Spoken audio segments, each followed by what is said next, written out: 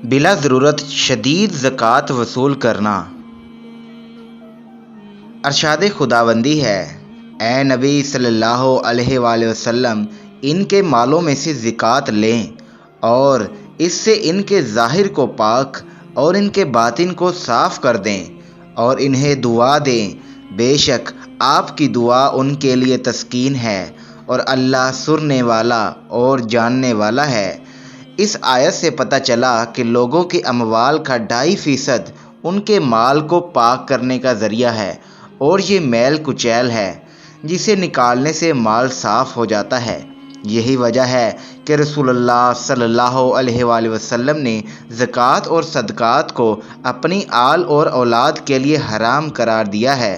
اور ارشاد فرمایا، صدقات اور زکوٰۃ لوگوں کے اموال کا میل کچال ہے جو میرے لیے اور آل محمد صلی اللہ علیہ وسلم کے لیے حلال نہیں ہے۔